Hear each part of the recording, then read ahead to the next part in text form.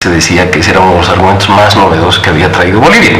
A mí, la verdad, como abogado, me sonó un argumento bastante bien hilvanado, porque no era decir, como creo le escuché a algunos de los abogados de Chile sostener, que las resoluciones tienen efecto vinculante. Era algo más elaborado, era decir, hay varias resoluciones que demuestran que hay una controversia. Algunas de ellas las ha votado Chile.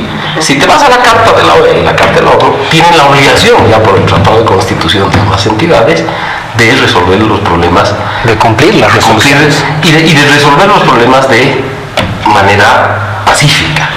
Entonces, si ya te están diciendo que hay una controversia, no estás aceptando, no es que te puedes dar la vuelta y decir. Ese es el fondo de la demanda en todo caso. Pero claro, y la demanda en el fondo es como, no sé, vos debes saber que sabes de munición, de esas balas que salen con perdigones.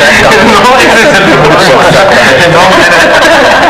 Oye, tú hacías mención al tema de los medios y sí, sé que queda poquito tiempo antes de la pausa y quiero aprovecharlo para comentar el tema. Sí. Que, bueno, lo que pasa es que has visto que muchos chilenos se han ido a La Haya, ¿no? A hacer una cobertura especial, despachos, sí, etcétera, etcétera. Yo no sé, no he estado viendo mucha prensa chilena, no sé cuál sería el nivel, digamos, de esos despachos y todo eso, pero en el caso boliviano, lo que ha hecho el gobierno obviamente es llevar al Canal 7, seguramente, a AVI, a Cambio, no sé, a los medios de comunicación que son del gobierno, ¿no? Y creo que ahí debió pensar en una estrategia también nacional, no solamente en una estrategia gubernamental, y tal vez llevar a los medios independientes más representativos de Bolivia, y quizás eso hubiera dado una cobertura mucho más rica, ¿no? Porque ahorita estamos todos colgados del Canal 7 para ver los alegatos, ¿no? Lamentablemente los medios independientes, lo repito, no tienen las posibilidades económicas de desplazar a un periodista por una semana y media o 2 semanas a La Haya, o sea, ni por un día. Entonces, algunos canales tendrían, ¿no? Por eso un par de canales, ahí he visto con el auspicio de no por eso puse el adjetivo independiente, ¿no? Sí. No, pero créeme que hay algún programa que puede ser poco entonces sí, tienes razón. Entonces creo que ahí faltó una estrategia nacional también en el tema. Porque yo he visto, por ejemplo, crónicas de entendido que estaba allí Carlos Antonio Carrasco, que ha hecho reportes como el anterior, claro, y uno lo veía charlando con Guillermo y con sus medios. Él se va con sus medios porque está en Francia, claro, pero claro, lo que uno, por eso digo, más allá de la tendencia y de la interpretación, dice, o sea, más instrumental para poder incluso comentar algo que no sea qué bien nos está yendo, ¿no? Claro. Bueno, primero una pausa, si me permiten, por favor. Luego los mensajes, vamos a ver qué va a pasar sin necesidad de ser adivinos. Mañana empieza Bolivia, pasado mañana sigue Chile y de ahí nadie sabe. Luego de los mensajes vamos a tratar de desentrañar eso. En instantes vuelve la programación de... ¿Qué va a ocurrir? Claro, el presidente, la primera vez que le preguntaron post La Haya, él dijo, ¿usted qué medio es? Y luego usted es chileno, una cosa así, algún periodista, ¿no? Y ahora el presidente no ha respondido directamente, le dice que hay estrategias. ¿Hay? ¿Usted cree que hay una estrategia? Tiene que haber algo, porque bueno, han pasado tantos años desde que hemos planteado esta demanda y lo que estamos planteando es una negociación, entonces obviamente hay que prepararse para esa negociación, pero ahora lo que yo pienso es que esa estrategia, si es que la hay, tiene necesariamente que incluir un debate interno en Bolivia respecto a qué queremos, ¿no? y qué estaríamos dispuestos a dar. Esos dos elementos son claves para que nuestros negociadores sepan en esa negociación qué tienen que pedir. Charaña podría ser la base. ¿Tú crees? Podría ser, pero... Recordemos que fue Charaña. Charaña fue un diálogo entre Banzer y Pinochet, donde se negoció la posibilidad de entregar una línea, una franja, un corredor en la línea de la Concordia, que es la línea que separa Chile y Perú. Y eso sería a cambio de un pedazo de territorio. Eso es lo que planteó Chile. Sí, Chile exigió compensación territorial por tierra y mar. Por tierra y mar, o sea, mar territorial. Es una exageración. Fue una exageración y eso impidió avanzar. ¿Eso fue o fue la posición peruana de decir no señores, ese es territorio mío y el tratado de 1929 dice otra cosa. En la negociación de Charaña hubo tres problemas, tres aristas, como se llamaron en ese momento, ¿no? El canje territorial por tierra y mar, la desmilitarización del corredor que exigía Chile y el permiso para que Chile utilice las aguas del río Lauca, que también exigía Chile, ¿no? Esos tres elementos impidieron avanzar, ¿no? Porque Chile se mantuvo inflexible y solo disminuyó la extensión del mar territorial, que en un principio eran 200, después la redujo a 12 y finalmente a 3, ¿no? Pero nunca la eliminó totalmente, porque realmente lo que hubiese correspondido o hubiese sido, digamos, aceptable era tierra por tierra, ¿no? Si así lo planteaba Chile, entonces quizás... Pero ahora hay algún problema más, ¿no? Porque el fallo entre Perú y Chile de la Haya, precisamente sobre el mar territorial, incluye esa parte del mar territorial. Claro, sí, exactamente. La proyección que tendría el corredor al norte de Arica sería solo de 80 millas, porque eso es lo que le corresponde a Chile, y luego hay una bisectriz que pasa por ahí, que ya es Perú, ¿no? Entonces, obviamente, o la proyección tendría que ser igual que la de Chile, así, ¿no? O sea, no puede ser a 80 millas, o habría que negociar con el Perú, obviamente, una salida por ahí, que bueno, se tratan de aguas que no son soberanas, sino que es en la zona económica especial, ¿no? Ahora, Andrés, a lo que quiero referirme es, ¿tú crees que la mejor idea es la de Charaña? No, la verdad no necesariamente. Podríamos negociar, por ejemplo, un enclave más al sur, tal vez en Cobija, que sería algo incluso simbólico para nosotros, porque ese fue nuestro primer puerto. O podríamos establecer otra solución más creativa que no modifique el Tratado de 1929. Enclave es un territorio no conectado. Sí. No conectado, ¿no? Contenido en otro, ¿no? Un territorio que no está, claro, con continuidad territorial hasta el territorio boliviano. Pero obviamente habría que negociar también la llegada a ese territorio, ¿no? Claro, ¿cómo pasas por...? Que no pueda ser impedida o interrumpida, ¿no? Ninguna negociación va a empezar donde estaba por acabar la otra, ¿no? O sea, digo, nadie va a empezar diciendo ya, el primer día, ¿no? Yo creo que eso no es de esperar ni a un lado ni al otro. Perdóname, antes que me olvide, ya hubo el asunto del enclave, ¿no? En el enfoque fresco, Bedregal pidió la alternancia a Bolivia de 3 enclaves, ¿no? En Charaña, Bolivia pidió en su propuesta un corredor al norte de Arica y un enclave, ¿no? Con 3 alternativas, era Pisagua, Mejillones o Antofagasta, donde tenía que haber un enclave de 50 kilómetros de ancho. Y bueno, Chile rechazó de plano la posibilidad del enclave y aceptó el corredor, ¿no? Y en el enfoque fresco, y en el enfoque fresco, Bolivia volvió a plantear lo mismo, pero esta vez ya no era un enclave, sino era un enclave. Entonces era un corredor o un enclave. Entonces, pero Chile rechazó ambas, ¿no? Pero qué optimistas estamos, ya estamos. Eso mismo iba a decir. Sí, Ya estamos negociando. En la visita del presidente Peñaranda al presidente Roosevelt a principios de los años 40, que asistió el presidente Peñaranda, nuestro embajador en Chile ya era Austria porque dejó por el tema del push nazi la Cancillería, y estaba de embajador Luis Fernando Guachalla, y le comentaron este tema a Roosevelt, y a mí me parece que su respuesta es una respuesta de un político. Él dijo, por lo que me cuentan, este es básicamente un problema de opinión pública en 3 países, que es cómo convencer a la opinión pública de los 3 países, cada gobierno, que lo que hace tiene el respaldo. Lo que a mí me da a pensar si esto no, suponiendo todo lo que hay que transitar, que es mucho, si esto no nos llevaría a considerar referéndums. Y una siguiente cosa que de algún modo los peruanos lo dijeron con su contrapropuesta que participan los 3 en Charaña, que es ¿quién paga la cuenta? O sea, en la contrapropuesta básicamente Chile pagaba la cuenta o nos daba el corredor o nosotros compartíamos, y también Perú, como decía uno de sus mayores diplomáticos, Juan Manuel Bácula, decía, bueno, la propuesta del Perú era una propuesta como las otras, digna de atenderse. Claro.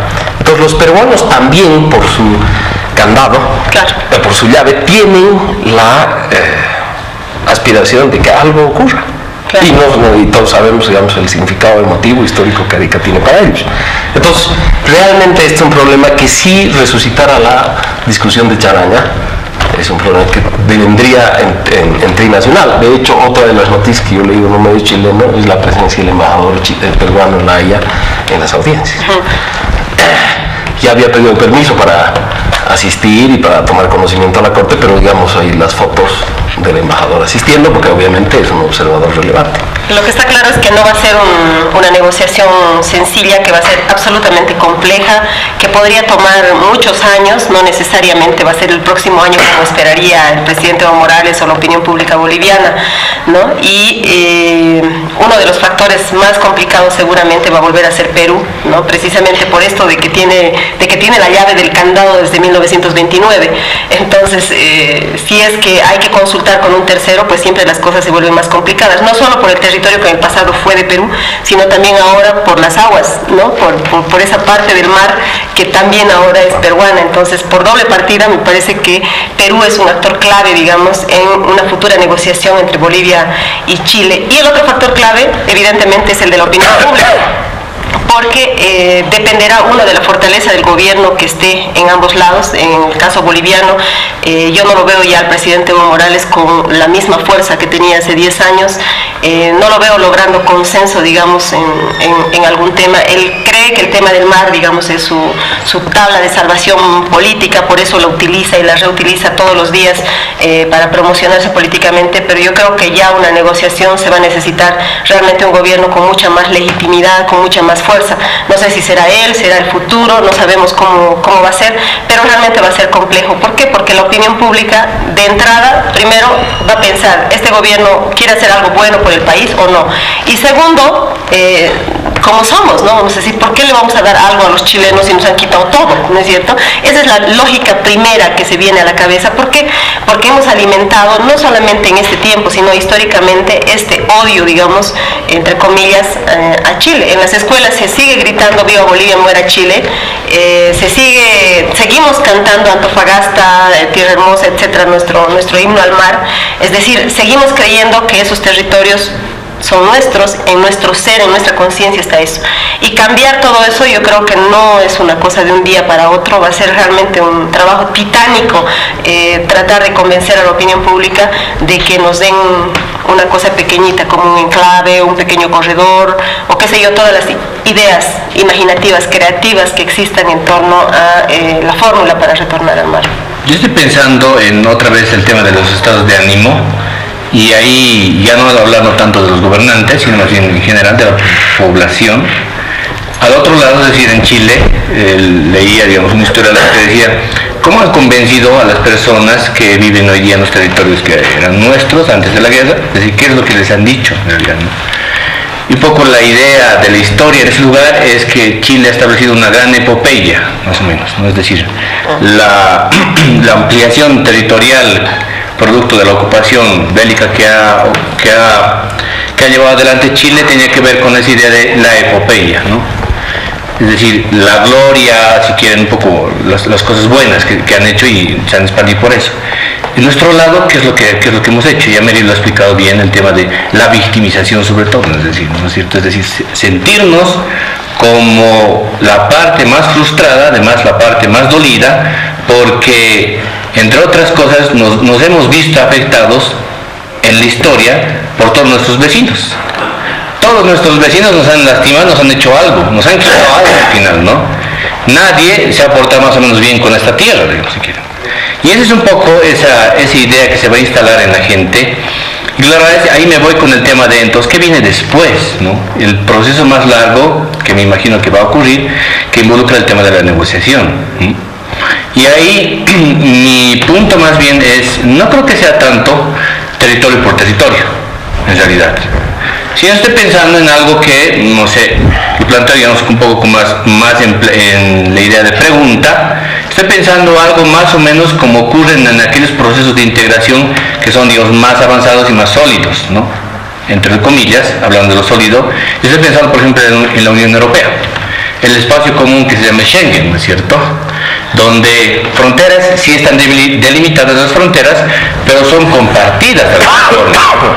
donde puedes transitar casi libremente. Y estoy pensando, por ejemplo, en que a Chile le podría beneficiar muchísimo más el hecho de que la frontera, que es una de las grandes, que entiendo yo que es uno de los problemas mayores, y además es uno de los argumentos fuertes de nuestro lado, de que producto de ese control irrestricto que hay dentro de la frontera entre Bolivia y Chile, entonces nosotros no podemos, digamos, crecer económicamente, es decir, el 1% de nuestro PIB es el problema, decía el presidente hoy día, en respecto al tema de crecimiento. Estoy pensando justamente en el tema de que, ¿por qué no instalar en esa frontera común que tenemos aparentemente hoy día entre Bolivia, Perú y Chile, una suerte de más o menos un ejercicio parecido a lo que se hace en la Unión Europea, con controles entre los tres países, si quieren, no pensando necesariamente que nos van a dar un enclave a nosotros, que eso va a ser simplemente nuestra banderita, podemos poner ahí, pues por tanto eso es nuestro.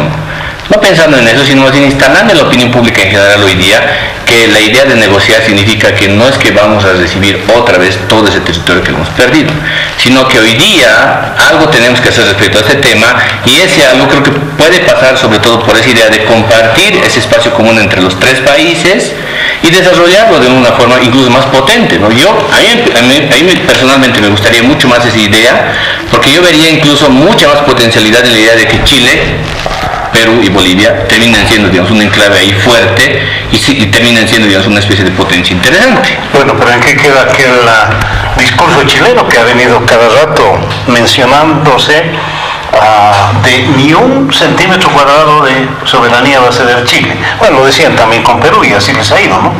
Sí, bueno, lo que plantea Marcelo es interesante, y básicamente esa era la propuesta del Perú, ¿no? En los años 70, que Chile se negó a considerar. Entonces, sí, podría partirse de ahí y ver cuál es la posibilidad, pero también en qué queda ese discurso boliviano de que queremos soberanía, ¿no? Y de que esto solo se va a resolver cuando nos den soberanía. Solo para Bolivia, no tripartita. Exactamente. Perdón, vale de nuevo la pregunta de Aguada, ¿se llama el juez? Aguada, sí. Aguada, ¿qué significa soberanía para ustedes? Vale, nuevamente, ¿no? Claro, ¿qué significa? Pero la respuesta es muy clara. ¿Qué significa acceso soberano? Sí. ¿No? Según Chile, para Bolivia significa una cesión territorial, y Bolivia en realidad no especificó exactamente, porque esa definición se va a hacer en la negociación, ¿no? O sea, Bolivia no le pide a la Corte que establezca las modalidades del acceso soberano al mar, sino que le pide que le recuerde a Chile que tiene la obligación de negociar para definir ese concepto en la negociación junto a Chile, ¿no? Entonces, es toda una elaboración, ¿no? de argumentos, pero que en el momento sí nos dio resultados, es decir, la respuesta boliviana nos garantizó un resultado muy favorable en la etapa preliminar, ¿no? Porque en Chile dijeron que Bolivia no quiere responder, se está haciendo loco, pero a los jueces parece que no les pareció así, ¿no? Porque nos dieron la razón contundentemente, ¿no? 14 votos de 16 posibles. Y siempre está dando vueltas también una opción de gradualidad. Lagos, uno de los argumentos de la propuesta de Lagos era: les doy todo menos soberanía, y en 50 años ya veremos, ¿no? Entonces, yo creo que pero todo ya teníamos, ¿no? Claro, teóricamente. Es que el tema es, bueno, los negociados bolivianos decidieron también consultar al Perú y finalmente había una decisión mayor que tomar. Lo que digo es, ese será otro de los dilemas. ¿Quieres resolver de una vez todo, o quieres dejar abierta la puerta resolviendo algo para dar un paso luego? Conociéndonos, te digo, queremos resolverlo todo como país, así somos. Y te diré, el ejemplo más claro es lo que ha pasado con las aguas del Silala. Chile ha ofrecido un pago adelantado, digamos, mientras se tomaba una decisión respecto a la totalidad, digamos, del uso de las aguas, y Bolivia ha rechazado, porque ha habido una opinión pública, sobre todo en Potosí, que ha dicho: ¿por qué vamos a aceptar ese pago cuando podemos lograr que nos paguen realmente mucho más? Yo entiendo, en ese registro es que entiendo el tuit del presidente, además de que me pareció un gafe, pero lo entiendo en el registro de quien le habla a un público que intuye es reivindicacionista todavía, por lo menos. Claro, el punto es ese, que está hablando hacia el público interno. Y al público interno, pero al público que intuye que en el fondo de esto debería haber un retorno. O sea, al público reivindicacionista. Yo creo que es un modo, digamos, político de tratar de hablar a dos audiencias, porque resulta que acá siempre la vía pragmática fue la de: nos olvidamos de los territorios nuestros y negociamos el corredor. Pero además, y ahora tenemos algo... ¿Quién tiene peor conflicto interno en este instante? ¿Quién tiene una guerra interna entre Bolivia y Chile? Acaba de tener un nuevo presidente de Chile, y Bolivia está en esa situación. Hay mucha gente que dice, yo más sí, más no. Y en esa circunstancia es muy complicado, ¿no? Lo que pasa es que este momento tan hermoso para la historia boliviana, que es el fallo de la Haya, nos encuentra en un momento en el que Bolivia quiere empezar un proceso de transición política. Entonces todo proceso de transición política es traumático, y eso es lo que se viene algo traumático. ¿Por qué? Porque el presidente Evo Morales no va a querer dejar el poder, y entonces los opositores, los qué sé yo, quienes creen en la democracia con alternancia, qué sé yo, no se lo van a permitir, y eso va a generar una tensión, va a generar un conflicto social en Bolivia. Lamentablemente, digo, qué pena que este momento tan lindo, tan hermoso, nos llegue ahora. Pero no es primera vez que pasa, ¿no? ¿Esa interna perjudicará lo externo? En Charaña perjudicó pues, la declaración de los expresidentes de Caracas que estaban exiliados para Extensor, Guevara, así demás, creo. Hicieron una reunión en Cochabamba de la CONAMAR en ese momento, que algunos votaron disidente, o Huáscar Cajías, Benjamín Miguel, o sea... Pero había un consenso. De todas formas, la gran mayoría apoyaba lo que se estaba haciendo, ¿no? Pero, por ejemplo, la impugnación de Guevara, que en ese momento Guevara era un hombre de mucho peso, claro, o sea, realmente no eran impugnaciones menores, ¿no? Claro, es que había un libro. El propio, claro, la radiografía de una negociación marítima, y Asistensor, que resucita casi la misma negociación, pero es el mismo tiempo político, yo creo que no. No es el mismo, lo que digo es, ya hemos tenido esto de que hay dilemas, pero todos los países tienen dilemas también políticos. También es verdad. No, y el gran paso que se va a dar, si es que la Corte nos da la razón, realmente pues va a marcar la historia, más allá de que después no podamos concretar inmediatamente lo que es una negociación, y si la Corte le da la razón a Bolivia en todos sus términos, va a quedar esa obligación para el futuro, ¿no? Y eso ya es un gran avance en términos históricos. Sí. Bien, no quiero terminar el programa sin antes darle un abrazo a esta ciudad de La Paz, ¿no? Tenemos nuevo teleférico, nueva línea, y tenemos nuevo puente. Una maravilla, algo. Esta ciudad que está tan castigada por tantas cosas, por el día a día, por lo menos tenemos eso en este Domingo de Ramos, de poder decir, caramba, hay nuevas cosas muy interesantes. Andrés, no sabes cómo te agradezco por haber venido. No, gracias por el un gusto. Don Mario. Don Marcelo Villameri, Jimena Calví Montes por la producción, y a ustedes por habernos seguido. Será hasta el próximo domingo.